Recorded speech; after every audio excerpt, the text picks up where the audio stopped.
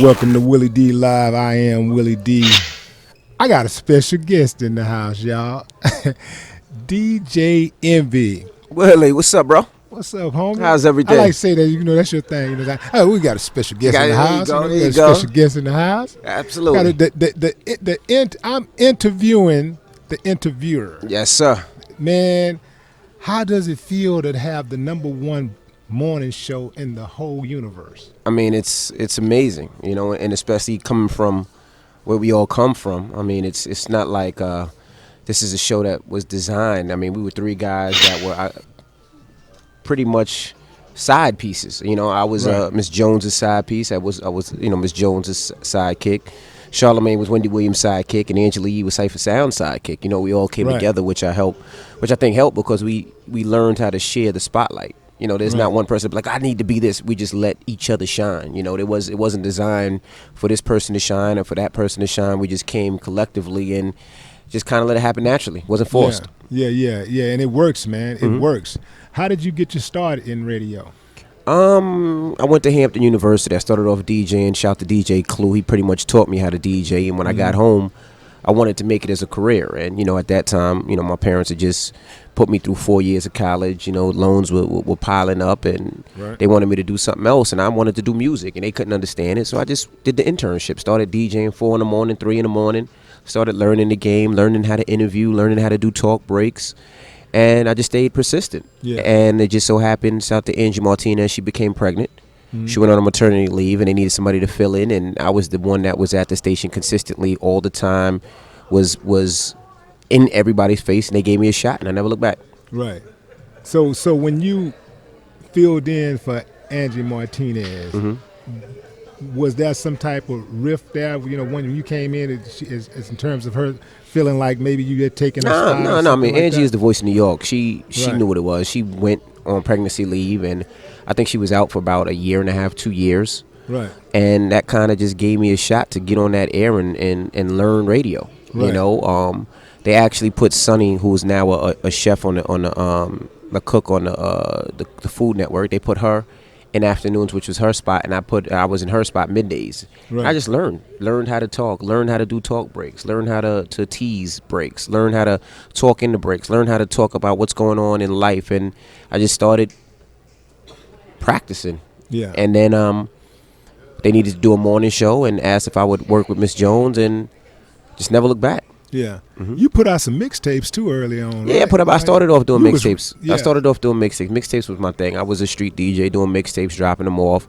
And mixtapes turned into DJing clubs, which turned into doing an album, which turned into doing radio. Yeah, because I'm trying to get the picture painted for those aspiring DJs out there. Because some DJs out there think that you just started off at the Breakfast Club with the #1 show in the country. I started off in the grind. I started off driving my little 1986 Honda Accord, driving up and down Harlem, selling my mixtapes to the Africans and everybody that sold mixtapes. That's where I started, Yeah. giving out free mixtapes and hoping that they caught. And some people liked it, some people hated it, and I just stayed persistent. Right, right. So I'm looking at what's going on right now with the social climate, and there's a lot of, I guess, up in the volume on people calling out celebrities who have these huge platforms, especially rappers for some reason. Well, I know what the reason is, but people are calling celebrities out, and so they're saying that especially singers and rappers, they're saying that we have this social responsibility to speak on these issues. What do you think, if any, is the social responsibility for people that are in your positions, or people that are in the media, the radio jocks, that have these big platforms? God's honest truth, I really don't feel like it is a celebrity or rappers. I don't want to say necessarily to speak on something they don't know about. Okay. I don't think there's nothing worse than Okay. somebody talking that's not educated on really what's going on and just doing something because it's the cool thing to do. Right. That it's the thing to do because everybody's putting up a hashtag. Right, I think that's miseducating That's your fair. people. Right. I do feel like rappers and celebrities should learn what's going on if they do care about their community. But I would hate for anybody to make a comment if they really don't understand or really don't know what's going on. Right. I don't want somebody to make a comment about Donald Trump or make a comment about police brutality, or make a comment about something that's going on if they honestly don't know. I can't make a comment about what's going on in world news if something happened in Siberia because I honestly don't know. But I can tell you about what's going on in the country because I've been pulled over. I've been racially profiled, and from both sides of the fence, my father's a police officer. Right. So, for my father being a police officer, I can tell you, when I came home, what he said. That the first thing he said. He gave you the talk? Yeah, absolutely. The first thing my dad ever told me was the police are not your friends. Okay. He said, I want you to understand that. The police are not your friends. If you go through anything, you can't curse. Can I curse it? Yeah. He says, you shut the fuck up. The main purpose is to get home. If anything ever happens, you call me. You don't say nothing. You don't open your ear. But people don't understand that. A lot of people get in trouble by they talk themselves into getting in trouble, whether they did the crime or they didn't do the crime. And especially, getting pulled over, I was the African-American driving a nice car that got pulled over every time. Here I am, a young African-American male, my pants hanging off my ass, tattoos on my arm, I'm wearing a baseball hat and some jewelry, and automatically I was a suspect. I was a drug dealer. I was somebody doing something illegal. So, I know both sides of the fence. So sometimes when you hear people talk, you understand, But to go back to your question, yeah, sometimes I feel that athletes, celebrities, if they don't know what they're talking about, I would prefer them not to comment. I would prefer them not to make a statement. That's strong. But let me ask you this then. Mm-hmm.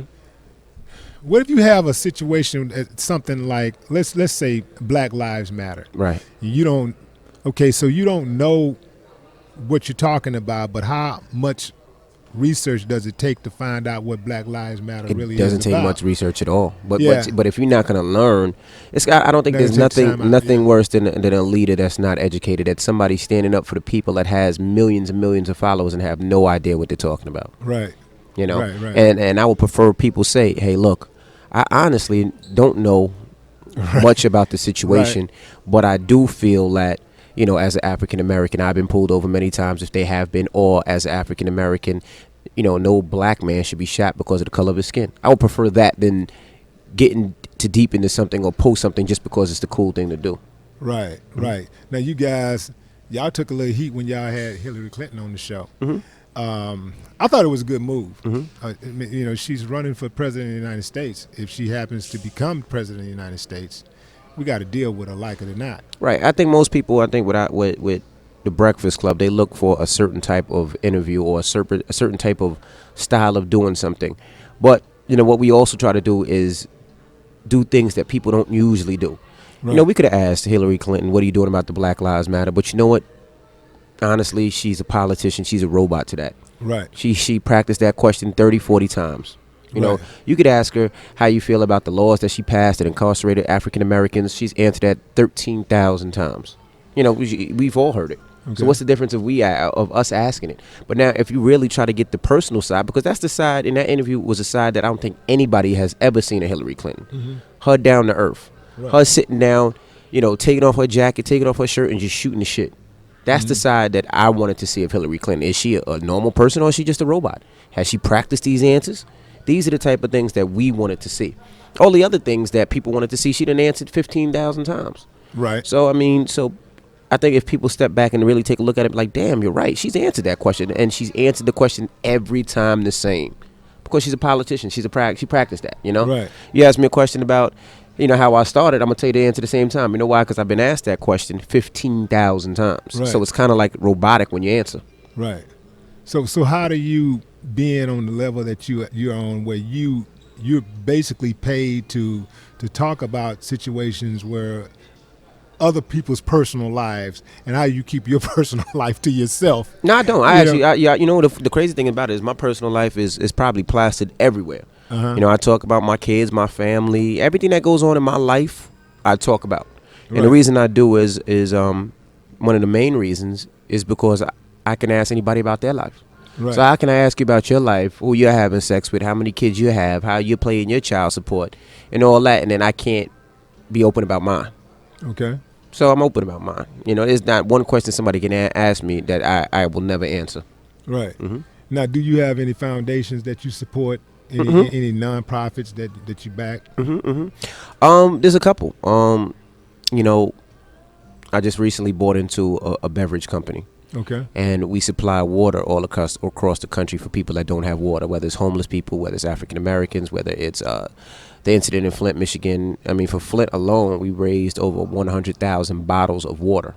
Okay. And not only that, we took donations where people could actually donate their money to water, and we delivered the water. What most people don't understand is buying the water is the simple thing, but delivering the water and traveling and sending the water cross country travel site is very difficult. So we actually supplied water to those areas without people having to just pay, 39 cents for a bottle of water and then $1.50 to transfer it. So that's one thing that we do. And the main thing that I do as a person is I like to talk to the kids.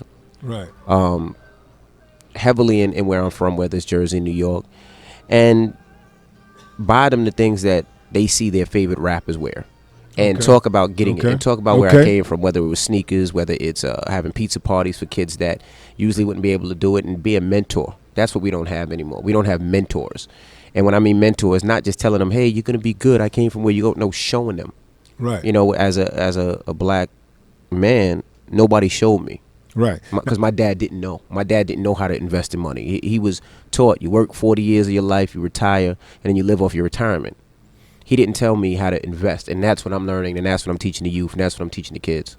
So where did this come from if your dad didn't teach you? It came from looking at rappers making it and athletes making it, and in 10 years becoming broke. Mm-hmm. And I was like, I never want that to be me. Right. I want to be able to live off my investments. I'm watching my Caucasian neighbors and they're investing, they're starting investment firms, they're investing together, and then I'm looking at my brothers and we ain't got nothing. Right. We don't own anything. So I'm like, well, how can I own? How can I learn how to invest? So, I made some bad investments. You figure it out. And from some of the smart investments that I made, I was like, this is what I want to help people to do. Right. Mm-hmm. Now you out here for Trade Day, Mm-hmm. which is a huge thing in Houston, Texas. Right. And we ride for Trey out here, Mm-hmm. and Trey ride for the people. He's out here every year. He does Trade Day, and he gives out these kids like an incredible amount of Mm-hmm. school supplies and toys, and he puts on a big concert, and Right. kids come out and they playing all that kind of stuff. How'd you get involved with Trade Day?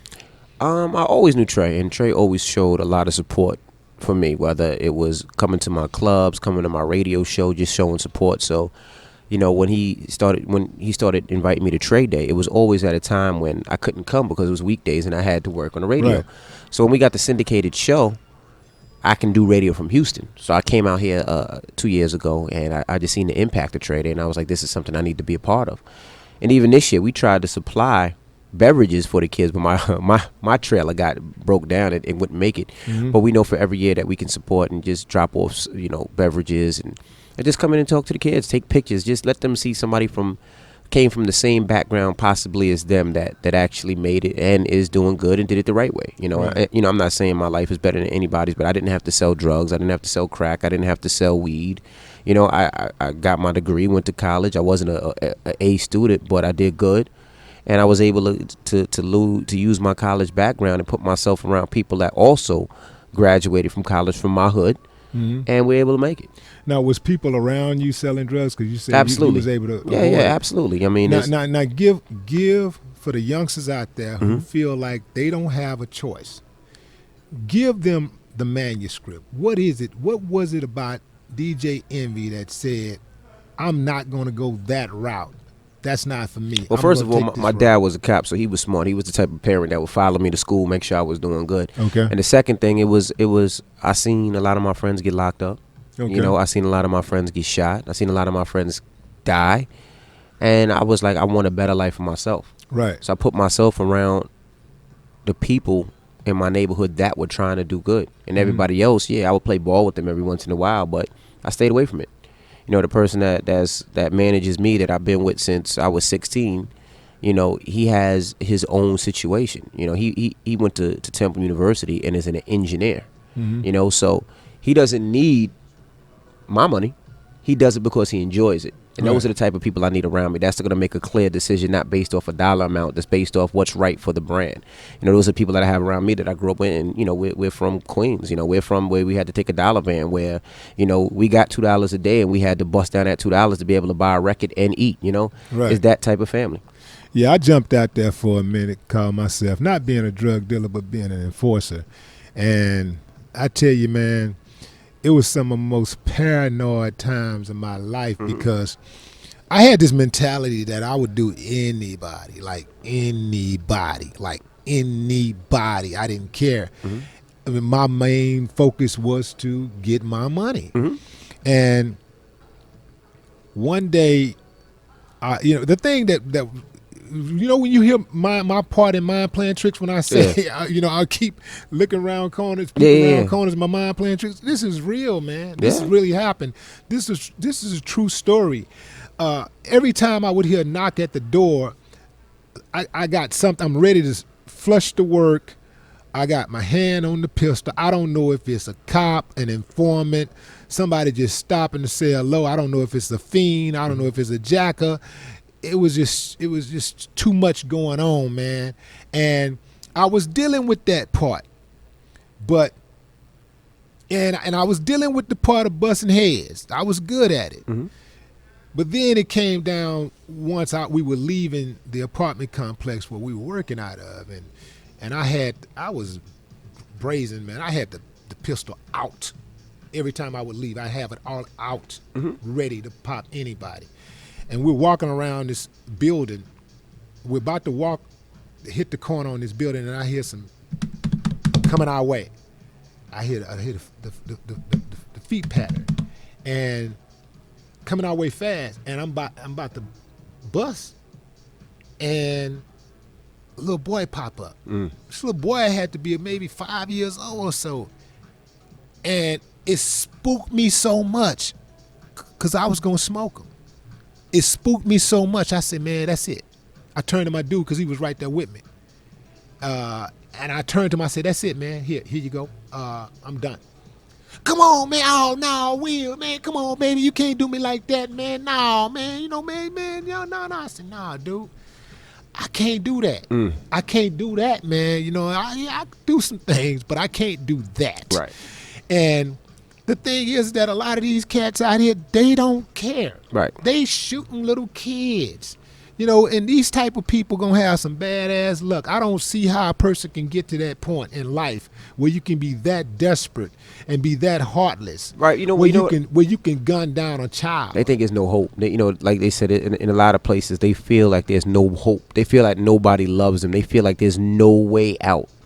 Talking to some of my peoples from the hood, that's how they always felt. It was like, it's either sell this, do this, or work at McDonald's. And the bad part is somebody would rather sell this and do this than work at McDonald's and build it the right way. Yeah. But you just have to show people that there is a right way to get out. And I could walk around without looking over my back. You know what I mean? That is very important. I can pull up to my house and not have to feel like looking over my shoulder. And that's the sanity. You know what I mean? And that's what I do it for. I do it so my kids don't have to grow up in this life. I didn't have the option of doing necessarily what I wanted to do as a child. I had to work and make money, whether it was to be a telemarketer, whether it was, whatever I had to do. I mean, I worked at the U.S. Open grabbing tennis balls, But interesting. But my kids, I tell my kids, do what you want to do. Like I tell my son, if you want to be a garbage man, you be a garbage man. Daddy will figure out a way to turn it into a business. We'll buy 10 trucks somehow. Right. If my daughter, if she wants to be a teacher, be a teacher. Don't worry about the financial situation. Be something that's gonna make you happy.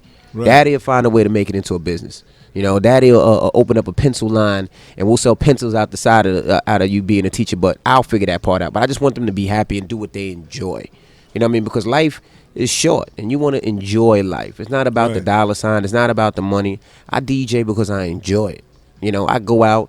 And, I do, after this tomorrow, I fly to Boston. And after Boston, I go to another city. And next week, I'm in Kentucky. And I do it because I enjoy it. It's not a better feeling than going to a club and somebody who having a fucked up day or a pissed off day and they mad or their girl left them or their man left them, the man cheated on them. They go to the club and you could DJ and take that from them. And they could just, for that hour, 2 hours, just have a good time. There's nothing better than that feeling. Ladies and gentlemen, DJ Envy, man, thanks for stopping Appreciate by. you, brother, man. Well, y'all, it's been a pleasure. It's been a thrill to let you know how I feel. Some make grit and picture fit, but the watch on my wrist say that's all you're going to get. Now, until next time, y'all be good. If you can't be good, be great. No more talk.